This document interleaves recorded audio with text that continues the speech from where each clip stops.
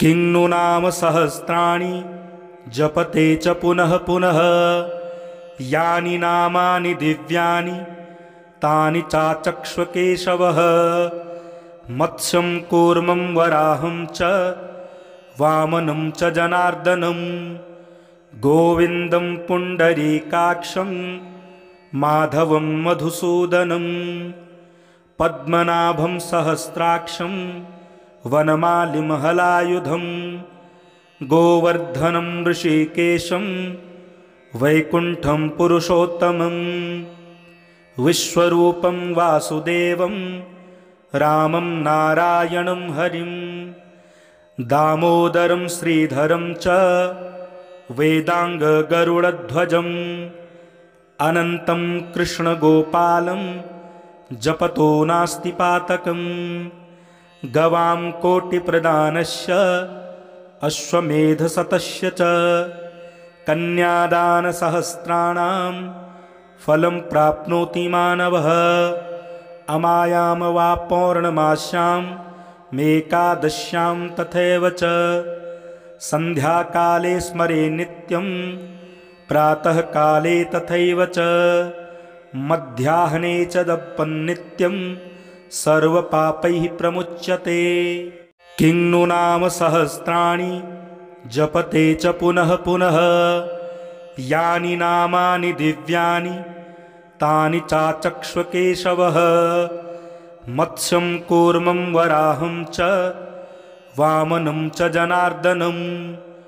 गोविन्दं पुण्डरीकाक्षं माधवं मधुसूदनं। पद्मनाभं सहस्राक्षं वनमालिं हलायुधं।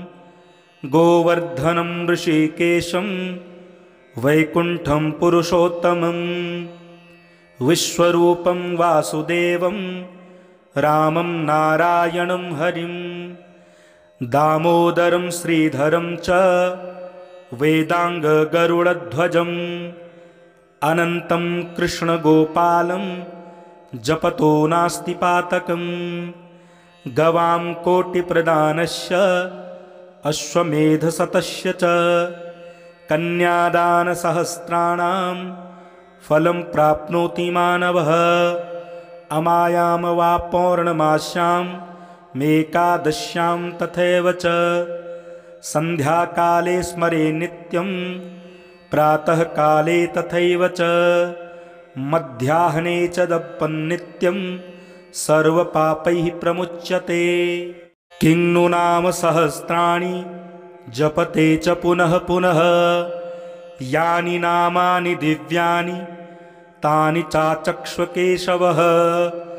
मत्स्यं कूर्मं वराहं च वामनं च जनार्दनं। गोविन्दं पुण्डरीकाक्षं माधवं मधुसूदनं। पद्मनाभं सहस्राक्षं वनमालिं हलायुधं। गोवर्धनं ऋषिकेशं वैकुण्ठं पुरुषोत्तमं। विश्वरूपं वासुदेवं रामं नारायणं हरिं। दामोदरं श्रीधरं च वेदाङ्गगरुडध्वजम्। अनन्तं कृष्णगोपालं जपतो नास्ति पातकम्। गवां कोटिप्रदानस्य अश्वमेधशतस्य च कन्यादानसहस्राणां फलं प्राप्नोति मानवः। अमायां वा पौर्णमास्यां मेकादश्यां तथैव च। सन्ध्याकाले स्मरे नित्यं प्रातःकाले तथैव च। मध्याह्ने च दप्पन्नित्यं सर्वपापैः प्रमुच्यते। किं नु नाम सहस्राणि जपते च पुनः पुनः। यानि नामानि दिव्यानि तानि चाचक्ष्व केशवः। मत्स्यं कूर्मं वराहं च वामनं च जनार्दनं। गोविन्दं पुण्डरीकाक्षं माधवं मधुसूदनं। पद्मनाभं सहस्राक्षं वनमालिं हलायुधं। गोवर्धनं ऋषिकेशं वैकुण्ठं पुरुषोत्तमं विश्वरूपं वासुदेवं रामं नारायणं हरिं दामोदरं श्रीधरं च वेदाङ्गगरुडध्वजम् अनन्तं कृष्णगोपालं जपतो नास्ति पातकम् गवां कोटिप्रदानस्य अश्वमेधशतस्य च कन्यादानसहस्राणां फलं प्राप्नोति मानवः अमायां वा पौर्णमास्यां मेकादश्यां तथैव च सन्ध्याकाले स्मरे नित्यं प्रातःकाले तथैव च मध्याह्ने च दप्पन्नित्यं सर्वपापैः प्रमुच्यते। किं नु नाम सहस्राणि जपते च पुनः पुनः यानि नामानि दिव्यानि तानि चाचक्ष्व केशवः मत्स्यं कूर्मं वराहं च वामनं च जनार्दनं गोविन्दं पुण्डरीकाक्षं माधवं मधुसूदनं पद्मनाभं सहस्राक्षं वनमालिं हलायुधं गोवर्धनं ऋषिकेशं वैकुण्ठं पुरुषोत्तमं विश्वरूपं वासुदेवं रामं नारायणं हरिं दामोदरं श्रीधरं च वेदाङ्गगरुडध्वजम् अनन्तं कृष्णगोपालं जपतो नास्ति पातकम् गवां कोटिप्रदानस्य अश्वमेधशतस्य च कन्यादानसहस्राणां फलं प्राप्नोति मानवः अमायां वा पौर्णमास्यां मेकादश्यां तथैव च सन्ध्याकाले स्मरे नित्यं प्रातःकाले तथैव च मध्याह्ने च दप्पन्नित्यं सर्वपापैः प्रमुच्यते। किं नु नाम सहस्राणि जपते च पुनः पुनः यानि नामानि दिव्यानि तानि चाचक्ष्व केशवः मत्स्यं कूर्मं वराहं च वामनं च जनार्दनं गोविन्दं पुण्डरीकाक्षं माधवं मधुसूदनं पद्मनाभं सहस्राक्षं वनमालिं हलायुधं गोवर्धनं ऋषिकेशं वैकुण्ठं पुरुषोत्तमं विश्वरूपं वासुदेवं रामं नारायणं हरिं दामोदरं श्रीधरं च वेदाङ्गगरुडध्वजम् अनन्तं कृष्णगोपालं जपतो नास्ति पातकम् गवां कोटिप्रदानस्य अश्वमेधशतस्य च कन्यादानसहस्राणां फलं प्राप्नोति मानवः अमायां वा पौर्णमास्यां मेकादश्यां तथैव च सन्ध्याकाले स्मरे नित्यं प्रातःकाले तथैव च मध्याह्ने च दप्पन्नित्यं सर्वपापैः प्रमुच्यते। किं नु नाम सहस्राणि जपते च पुनः पुनः यानि नामानि दिव्यानि तानि चाचक्ष्व केशवः मत्स्यं कूर्मं वराहं च वामनं च जनार्दनं गोविन्दं पुण्डरीकाक्षं माधवं मधुसूदनं पद्मनाभं सहस्राक्षं वनमालिं हलायुधं गोवर्धनं ऋषिकेशं वैकुण्ठं पुरुषोत्तमं विश्वरूपं वासुदेवं रामं नारायणं हरिं दामोदरं श्रीधरं च वेदाङ्गगरुडध्वजम् अनन्तं कृष्णगोपालं जपतो नास्ति पातकम् गवां कोटिप्रदानस्य अश्वमेधशतस्य च कन्यादानसहस्राणां फलं प्राप्नोति मानवः। अमायां वा पौर्णमास्यां मेकादश्यां तथैव च सन्ध्याकाले स्मरे नित्यं प्रातःकाले तथैव च मध्याह्ने च दप्पन्नित्यं सर्वपापैः प्रमुच्यते। किं नु नाम सहस्राणि जपते च पुनः पुनः यानि नामानि दिव्यानि तानि चाचक्ष्व केशवः।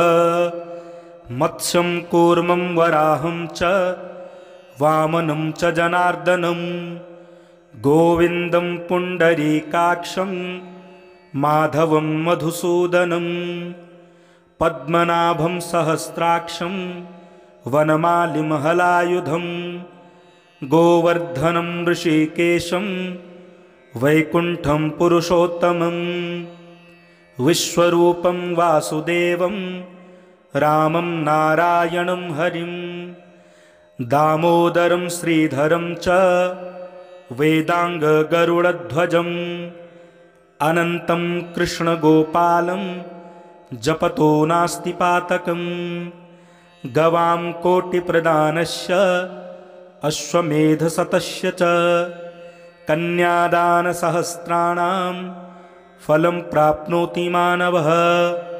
अमायां वा पौर्णमास्यां मेकादश्यां तथैव च सन्ध्याकाले स्मरे नित्यं प्रातःकाले तथैव च मध्याह्ने च दप्पन्नित्यं सर्वपापैः प्रमुच्यते। किं नु नाम सहस्राणि जपते च पुनः पुनः यानि नामानि दिव्यानि तानि चाचक्ष्व केशवः। मत्स्यं कूर्मं वराहं च वामनं च जनार्दनं गोविन्दं पुण्डरीकाक्षं माधवं मधुसूदनं पद्मनाभं सहस्राक्षं वनमालिं हलायुधं गोवर्धनं ऋषिकेशं वैकुण्ठं पुरुषोत्तमं विश्वरूपं वासुदेवं रामं नारायणं हरिं दामोदरं श्रीधरं च वेदाङ्गगरुडध्वजम् अनन्तं कृष्णगोपालं जपतो नास्ति पातकम् गवां कोटिप्रदानस्य अश्वमेधशतस्य च कन्यादानसहस्राणां फलं प्राप्नोति मानवः। अमायां वा पौर्णमास्यां मेकादश्यां तथैव च सन्ध्याकाले स्मरे नित्यं प्रातःकाले तथैव च मध्याह्ने च दप्पन्नित्यं सर्वपापैः प्रमुच्यते। किं नु नाम सहस्राणि जपते च पुनः पुनः यानि नामानि दिव्यानि तानि चाचक्ष्व केशवः। मत्स्यं कूर्मं वराहं च वामनं च जनार्दनं गोविन्दं पुण्डरीकाक्षं माधवं मधुसूदनं पद्मनाभं सहस्राक्षं वनमालिं हलायुधं गोवर्धनं ऋषिकेशं वैकुण्ठं पुरुषोत्तमं विश्वरूपं वासुदेवं रामं नारायणं हरिं दामोदरं श्रीधरं च वेदाङ्गगरुडध्वजम् अनन्तं कृष्णगोपालं जपतो नास्ति पातकम् गवां कोटिप्रदानस्य अश्वमेधशतस्य च कन्यादानसहस्राणां फलं प्राप्नोति मानवः। अमायां वा पौर्णमास्यां मेकादश्यां तथैव च सन्ध्याकाले स्मरे नित्यं प्रातःकाले तथैव च मध्याह्ने च दप्पन्नित्यं सर्वपापैः प्रमुच्यते। किं नु नाम सहस्राणि जपते च पुनः पुनः यानि नामानि दिव्यानि तानि चाचक्ष्व केशवः। मत्स्यं कूर्मं वराहं च वामनं च जनार्दनं गोविन्दं पुण्डरीकाक्षं माधवं मधुसूदनं पद्मनाभं सहस्राक्षं वनमालिं हलायुधं गोवर्धनं ऋषिकेशं वैकुण्ठं पुरुषोत्तमं विश्वरूपं वासुदेवं रामं नारायणं हरिं दामोदरं श्रीधरं च वेदाङ्गगरुडध्वजम् अनन्तं कृष्णगोपालं जपतो नास्ति पातकम् गवां कोटिप्रदानस्य अश्वमेधशतस्य च कन्यादानसहस्राणां फलं प्राप्नोति मानवः अमायां वा पौर्णमास्यां मेकादश्यां तथैव च सन्ध्याकाले स्मरे नित्यं प्रातःकाले तथैव च मध्याह्ने च जपन्नित्यं सर्वपापैः प्रमुच्यते। किं नु नाम सहस्राणि जपते च पुनः पुनः यानि नामानि दिव्यानि तानि चाचक्ष्व केशवः मत्स्यं कूर्मं वराहं च वामनं च जनार्दनं गोविन्दं पुण्डरीकाक्षं माधवं मधुसूदनं पद्मनाभं सहस्राक्षं वनमालिं हलायुधं गोवर्धनं ऋषिकेशं वैकुण्ठं पुरुषोत्तमं विश्वरूपं वासुदेवं रामं नारायणं हरिं दामोदरं श्रीधरं च वेदाङ्गगरुडध्वजम् अनन्तं कृष्णगोपालं जपतो नास्ति पातकम् गवां कोटिप्रदानस्य अश्वमेधशतस्य च कन्यादानसहस्राणां फलं प्राप्नोति मानवः अमायां वा पौर्णमास्यां मेकादश्यां तथैव च सन्ध्याकाले स्मरे नित्यं प्रातःकाले तथैव च मध्याह्ने च जपन्नित्यं सर्वपापैः प्रमुच्यते।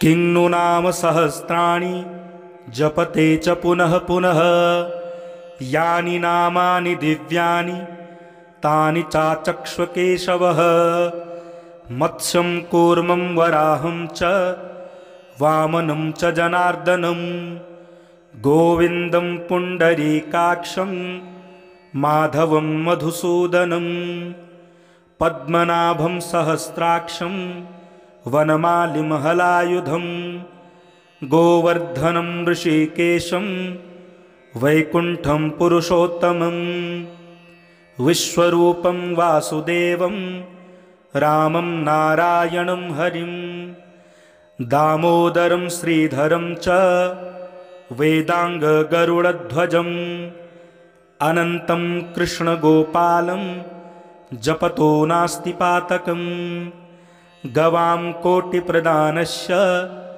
अश्वमेधशतस्य च कन्यादानसहस्राणां फलं प्राप्नोति मानवः अमायां वा पौर्णमास्यां मेकादश्यां तथैव च सन्ध्याकाले स्मरे नित्यं प्रातःकाले तथैव च मध्याह्ने च जपन्नित्यं सर्वपापैः प्रमुच्यते। किं नु नाम सहस्राणि जपते च पुनः पुनः यानि नामानि दिव्यानि तानि चाचक्ष्व केशवः मत्स्यं कूर्मं वराहं च वामनं च जनार्दनं गोविन्दं पुण्डरीकाक्षं माधवं मधुसूदनं पद्मनाभं सहस्राक्षं वनमालिं हलायुधं गोवर्धनं ऋषिकेशं वैकुण्ठं पुरुषोत्तमं विश्वरूपं वासुदेवं रामं नारायणं हरिं दामोदरं श्रीधरं च वेदाङ्गगरुडध्वजम् अनन्तं कृष्णगोपालं जपतो नास्ति पातकम् गवां कोटिप्रदानस्य अश्वमेधशतस्य च कन्यादानसहस्राणां फलं प्राप्नोति मानवः अमायां वा पौर्णमास्यां मेकादश्यां तथैव च सन्ध्याकाले स्मरे नित्यं प्रातःकाले तथैव च मध्याह्ने च दप्पन्नित्यं सर्वपापैः प्रमुच्यते। किं नु नाम सहस्राणि जपते च पुनः पुनः यानि नामानि दिव्यानि तानि चाचक्ष्व केशवः मत्स्यं कूर्मं वराहं च वामनं च जनार्दनं गोविन्दं पुण्डरीकाक्षं माधवं मधुसूदनं पद्मनाभं सहस्राक्षं वनमालिमहलायुधं गोवर्धनं ऋषिकेशं वैकुण्ठं पुरुषोत्तमं विश्वरूपं वासुदेवं रामं नारायणं हरिं दामोदरं श्रीधरं च वेदाङ्गगरुडध्वजम् अनन्तं कृष्णगोपालं जपतो नास्ति पातकम् गवां कोटिप्रदानस्य अश्वमेधशतस्य च कन्यादानसहस्राणां